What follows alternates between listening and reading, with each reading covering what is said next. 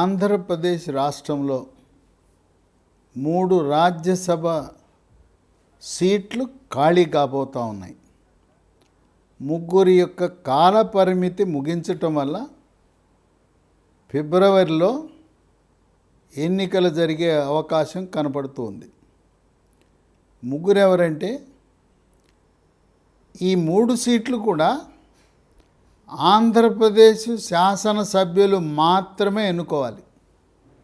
విశేషం ఏంటంటే రాజ్యసభ సభ్యుని ఎన్నిక చేసుకోవడానికి శాసన మండలి ఎమ్మెల్సీలకు ఓటు హక్కు ఉండదు. ఈ ముగ్గురు రిటైర్మెంట్ అయిన వాళ్ళు, కాల పరిమితి ముగిసిన వారు ఎవరంటే తెలుగుదేశం పార్టీ తరపున ప్రముఖ సీనియర్ న్యాయవాది కనకమేడల రవీంద్ర కుమార్. రెండవ అభ్యర్థి భారతీయ జనతా పార్టీ ప్రతినిధిగా ఉన్న పొద్దుటూరు వాసి వెనుకబడిన తరగతులకు చెందిన సీఎం రమేష్. ఇక మూడవ అభ్యర్థి వైఎస్ఆర్సీపీ పార్టీకి చెందిన నెల్లూరు వాసి పారిశ్రామికవేత్త వేమిరెడ్డి ప్రభాకర్ రెడ్డి. ఆయన్ని నెల్లూరు జిల్లా ప్రజలు ముద్దుగా అందరూ వీపీఆర్ అంటారు.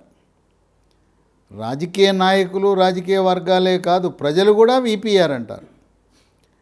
ఈ వీపీఆర్ ప్రస్తుతం వైఎస్ఆర్సీపీ పార్టీ నెల్లూరు జిల్లా అధ్యక్షుడిగా ఉన్నారు.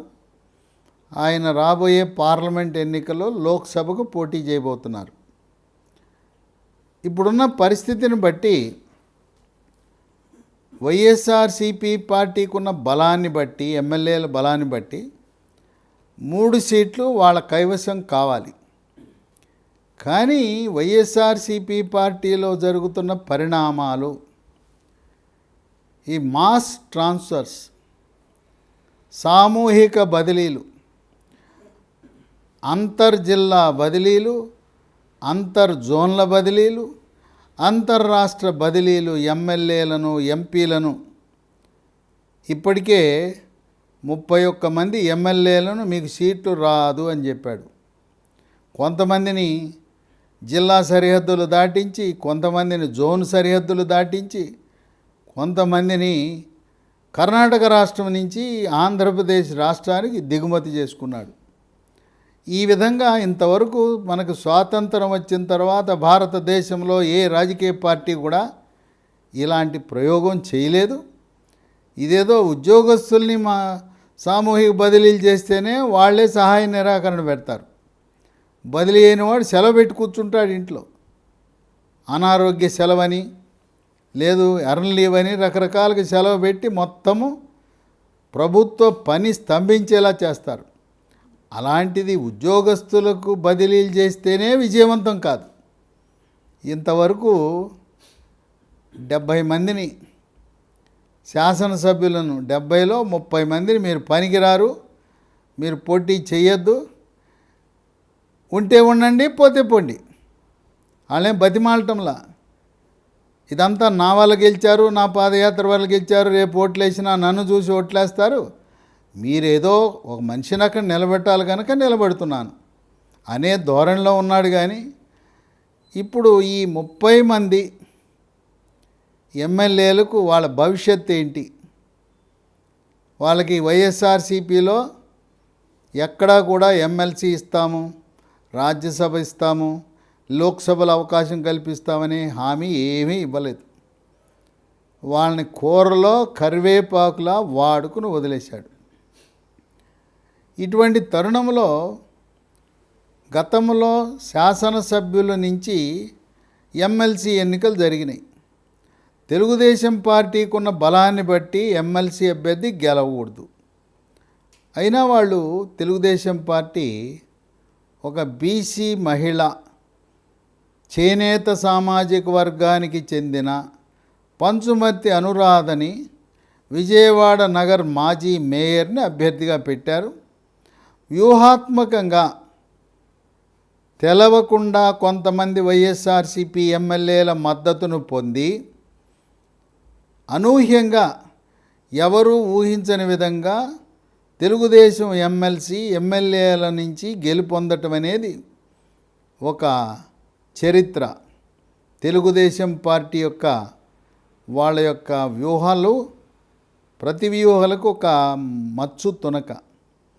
చంద్రబాబు నాయుడు యొక్క ఆయన రాజకీయ క్రీడ ముందు జగన్మోహన్ రెడ్డి ఘోరంగా ఓటమి చెందాడు. ఇది పెద్ద షాక్ అయింది వైఎస్ఆర్సీపీ పార్టీకి. అనుమానంతో 4 ఎమ్మెల్యేలను సస్పెండ్ చేశారు. ఆ ఎమ్మెల్సీ ఎన్నికల సందర్భంగా డాక్టర్ ఉండవల్లి శ్రీదేవి తాడికొండ నియోజకవర్గం, వెంకటగిరి నియోజకవర్గం ఆనం రామనారాయణ రెడ్డి, నెల్లూరు రూరల్ కోటమరెడ్డి శ్రీధర్ రెడ్డి, ఉదయగిరి నియోజకవర్గం మేకపాటి చంద్రశేఖర్ రెడ్డి, 4 సస్పెండ్ చేశారు. అక్కడ ఎవరు చూడలా. ఈ 4 వేసారా వేయలేదా తెలవదు, ఎవరు వేసారో ఎవరు వేయలేదో అది రహస్య బ్యాలెట్. అనుమానంతో ఈ 4 సస్పెండ్ చేసి 4 కూడా తెలుగుదేశం పార్టీకి దగ్గరయ్యారు. వాళ్ళు తెలుగుదేశం పార్టీ తరఫున త్వరలో లోక్సభకు శాసనసభకు కూడా పోటీ చేసే అవకాశాలు కనపడుతున్నాయి. ఇటువంటి తరుణంలో సీనియర్ తెలుగుదేశం నాయకుడు, పాలిట్ బ్యూరో సభ్యుడు, మాజీ మంత్రి, మరి పార్టీలో గళమిప్పాడంటే దడదడలాడించే గోరంట్ల బుచ్చయ్య చౌదరి నిర్మోహమాటంగా ఉన్నదున్నట్టు చంద్రబాబు నాయుడు దగ్గర మాట్లాడే ఏకైక వ్యక్తిగా మనం గోరంట్ల బుచ్చయ్య చౌదరిని భావించవచ్చు. అంత ముక్కుసూటిగా ఉన్న వాస్తవాలు మాట్లాడే నాయకుడు ఆ తెలుగుదేశం పార్టీలో లేడనే చెప్పాలి. అలాంటి సీనియర్ నాయకుడు గోరంట్ల బుచ్చయ్య చౌదరి ఆయన ఒక ప్రకటన చేశాడు పత్రికాముఖంగా. ఆ ప్రకటన చేశాడంటే ఆయన సొంత వ్యక్తిగత ప్రకటన కాదు, పార్టీని సంప్రదించి చంద్రబాబు నాయుడిని సంప్రదించి చేసిన ప్రకటనే. ఇది ఒక రకంగా మనం తెలుగుదేశం పార్టీ అధికారిక ప్రకటనగా భావించాలి. మాతో 50 మంది వైఎస్ఆర్సీపీ ఎమ్మెల్యేలు టచ్లో ఉన్నారు. మేము గేట్లు తెరిస్తే మొత్తం బెలబెల రావడానికి సిద్ధంగా ఉన్నారు.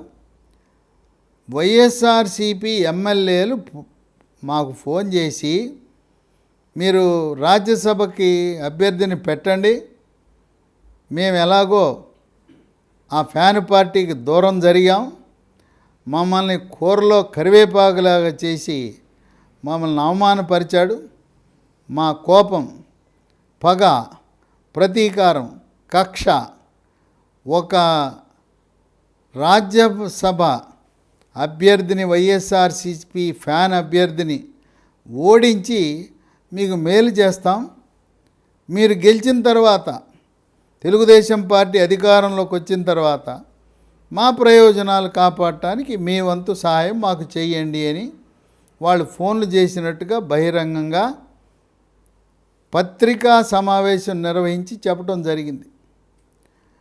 ఇదే విషయాన్ని చంద్రబాబు నాయుడు కూడా ప్రస్తావించడం జరిగింది. దీన్ని బట్టి చూస్తుంటే తెలుగుదేశం పార్టీ రాజ్యసభ అభ్యర్థిని పెడుతున్నారు. దీనికి 44 ఎమ్మెల్యేల మద్దతు కావాలి. వీళ్ళ దగ్గర ఉన్నది 23లో 4 వెళ్ళిపోతే 4 కలిశారు. 4 మైనస్ 4 ప్లస్. వల్లభనేని వంశీ, వాసిపల్లి గణేషు, గిరిధర్, బలరాం, కరణం బలరాం 4 వెళ్ళిపోతే 4 కలిశారు. ఇంకొక విచిత్రమైన విషయం ఏంటంటే విశాఖ స్టీల్ ప్లాంటు ప్రైవేటీకరణ చేయకుండా ఉంచాలి, కేంద్ర ప్రభుత్వమే నిర్వహించాలి అని చెప్తూ 3 సంవత్సరాల క్రితం గంటా శ్రీనివాసరావు తన రాజీనామా పత్రాన్ని సమర్పిస్తే విశాఖ ఉత్తరం ఎమ్మెల్యేగా దాన్ని అలానే పెట్టి ఇప్పుడు ఆకస్మికంగా దాన్ని ఆమోదం తెలిపి ఈ రోజున 3 ఏళ్ల తర్వాత ఆయనకి నోటీసు కూడా ఇవ్వకుండా మీ యొక్క రాజీనామా ఆమోదిస్తున్నాం, ఇక మీదట మీరు శాసనసభ్యుడు కాదు అని ప్రకటించారు. ఆళ్ల రామకృష్ణారెడ్డి మంగళగిరి శాసనసభ్యత్వానికి రాజీనామా చేశాడు. ఇంకా ఆ రాజీనామా ఆమోదం పొందినట్టు ప్రకటించలేదు. కనుక అది కూడా ఆమోదిస్తే 2 మైనస్ అవుతాయి. 2 మైనస్ అయినా గంటా శ్రీనివాసరావు పోయినా ఎవరైతే 31 మందిని సీట్లు నిరాకరించిన ఎమ్మెల్యేలు, ఆ జాబితా చాలా చాంతాడంత జాబితా. కాపు రామచంద్రారెడ్డి రాయదుర్గం, తిప్పన నాగిరెడ్డి గాజువాక, కోడుమూరు డాక్టర్ దంతవైద్యుడు డాక్టర్ సుధాకర్, అమలాపురం కొండేటి చిట్టిబాబు, పత్తిపాడు పూర్ణప్రసాద్, పత్తిపాడు అంటే తూర్పుగోదావరి పత్తిపాడు, పిఠాపురం పెండెం దొరబాబు, పెనమలూరు పార్థసారథి, తిరువూరు రక్షణనిధి, చింతలపూడి ఎలీజా, ఆలూరు మంత్రి జయరాం, నందికొట్కూరు ఆర్థర్, పలమనేరు ఎంఎస్ బాబు, ఇలా 31 మంది మద్దతు ఇవ్వడానికి సిద్ధంగా ఉన్నారు. కావలసిన ఎమ్మెల్యేలు 44. ఆ విధంగా మళ్ళీ ఒక ఘోర పరాభవాన్ని చవి చూడబోతా ఉంది వైఎస్ఆర్సీపీ పార్టీ. జగన్మోహన్ రెడ్డి ఆయన ఏం చేయాలో దిక్కుతోచని పరిస్థితి ఉత్పన్నమైంది. కొంతమంది సీట్లు ఇవ్వనున్న ఎమ్మెల్యేని మళ్ళీ పిలిపించుకుని లేదా ఫోన్లో మాట్లాడుతూ, లేదు మళ్ళీ సర్వే చేయిస్తున్నా, మీ పేరు మళ్ళీ పరిశీలిస్తున్నా, మీరు తప్పు చేయబాకండి, మీరు తెలుగుదేశం పార్టీ రాజ్యసభ అభ్యర్థికి ఓటు వేయొద్దు అని చెప్పి వాళ్ళను దువ్వుతున్నారు. వాళ్ళకి కాపు రామచంద్రారెడ్డి బాధాతప్త హృదయంతో అక్కడ ఆయన జగన్మోహన్ రెడ్డి నివసిస్తున్న భవనానికి ఆయన ఒక 5 నిమిషాలు మాట్లాడతానంటే ఆయన కనీసము కాపు రామచంద్రారెడ్డి అంటే ఆయన రెడ్డి కాదు, బీసీ సామాజిక వర్గం, బీసీలకు ఘోర అవమానం జరిగిందిగా అట్లుగా భావిస్తున్నారు. దిక్కుతోచని పరిస్థితుల్లో 5 నిమిషాలు కూడా మాట్లాడటానికి సమయం ఇవ్వకుండా ఒక బీసీ కాపు రామచంద్రారెడ్డిని అవమానపరిచాడని ఆయన జగన్మోహన్ రెడ్డి ఉన్న భవనానికి సెల్యూట్ పెట్టి ఇంటికి వెళ్ళిపోయి నా దారి నేను చూసుకుంటానని చెప్పి ఆయన కాంగ్రెస్ పార్టీలో చేరి ఇప్పటికే రఘువీరారెడ్డిని సంప్రదించి కాంగ్రెస్ పార్టీ తరపున తన భార్య, తను కళ్యాణదుర్గం నుంచి, భార్య రాయదుర్గం నుంచి 2 సీట్లలో పోటీ చేయాలి కాంగ్రెస్ పార్టీ అని నిర్ణయించుకున్నాడు. ఆ విధంగా బీసీలను నామకే వాస్తే పదవులు ఇవ్వటం, పవర్ ఉండదు, పవర్లెస్ పదవులు ఇవ్వటంలో జగన్మోహన్ రెడ్డి ఎక్స్పర్ట్. పదవేమో బీసీకి ఉంటుంది, నామకే వాస్తే 5 ఉప ముఖ్యమంత్రులు ఉంటారు. 5 ఉప ముఖ్యమంత్రులున్నా మొత్తము పవర్ అంతా కూడా ఎవరి చేతుల్లో ఉంటుంది? విజయసాయిరెడ్డి, వైవి సుబ్బారెడ్డి, సజ్జల రామకృష్ణారెడ్డి, వేమిరెడ్డి ప్రభాకర్ రెడ్డి, ఈ రెడ్డి సామాజిక వర్గంలో అధికారం అంతా దఖలుపరిచి ఎందుకు ఆ నామకే వాస్తే ఉప ముఖ్యమంత్రి, కాపు ఉప ముఖ్యమంత్రి, బీసీ ఉప ముఖ్యమంత్రి, ఎస్సీ ఉప ముఖ్యమంత్రి, ఎస్టీ ఉప ముఖ్యమంత్రి, ఎందుకు వాళ్ళ మాట ఎవ్వరూ పట్టించుకునే పరిస్థితే లేదు. వాళ్ళ మంత్రులకు, వాళ్ళ శాఖల్లో ఉండే అధికారులు కూడా పట్టించుకునే పరిస్థితి లేదు. సీఎం కార్యాలయంలో ఉండే రెడ్డి సామాజిక వర్గానికి చెందిన అధికారులు వాళ్ళే ఈరోజు ప్రభుత్వాన్ని నిర్వహిస్తున్నారనే ఆరోపణలు ఎదుర్కొంటా ఉంది వైఎస్ఆర్సీపీ ప్రభుత్వం. ఇటువంటి తరుణంలో ఎన్ని బుజ్జగింపులు చేసినా ఈ 3వ రాజ్యసభ సీటుని వైఎస్ఆర్సీపీ పార్టీ కోల్పోవటము తథ్యమని చెప్పి రాజకీయ విశ్లేషకులు భావిస్తున్నారు. మరి ఇన్ని రాజకీయ పార్టీలు, ఇంత అనుభవం ఉన్న వాళ్ళు ఉన్నారు, జాతీయ పార్టీలు, ప్రాంతీయ పార్టీలు. ఏకంగా 151 ఎమ్మెల్యేలు గెలిస్తే 70 మందికి స్థానచలనం, 10 మంది ఎంపీలకు వాళ్ళ యొక్క భవిష్యత్తు ప్రశ్నార్థకం. ఎంపీగా పోటీ చేస్తే 7 నియోజకవర్గాల నుంచి గెలిస్తే తీసుకెళ్ళి ఒక నియోజకవర్గానికి పరిమితం చేయటం, ఎమ్మెల్యే గొప్ప. కొంతమందికి అసలు నీకు సీటే, నీకు అర్హత లేదంటాం. ఈ విధంగా 70 మంది ఎమ్మెల్యేలను, 10 మంది ఎంపీలను ఘోరంగా అవమానం చేసి, వీళ్ళు వివిధ సామాజిక వర్గాలకు చెందిన వాళ్ళు ఉన్నారు. వీళ్ళు ఎంత కాదన్నా వాళ్ళ అసెంబ్లీ నియోజకవర్గ పరిధిలో వాళ్ళ వల్ల 10,000 నుంచి 40,000 ఓట్లు వాళ్ళు వైఎస్ఆర్సీపీ పార్టీ ఓట్లు చీల్చగలరు. దీంట్లో ఈ సీట్లు రాని 31 మందిలో మెజారిటీ కాంగ్రెస్ పార్టీ తరపున పోటీ చేసి షర్మిల ఆధ్వర్యంలో ఈ కాంగ్రెస్ పార్టీ ఓట్లు ఎక్కడి నుంచి వస్తాయంటే వైఎస్ఆర్సీపీ పార్టీ. ఇవాళ వైఎస్ఆర్సీపీ పార్టీ ఏం కొత్తగా పుట్టుకొచ్చిందా?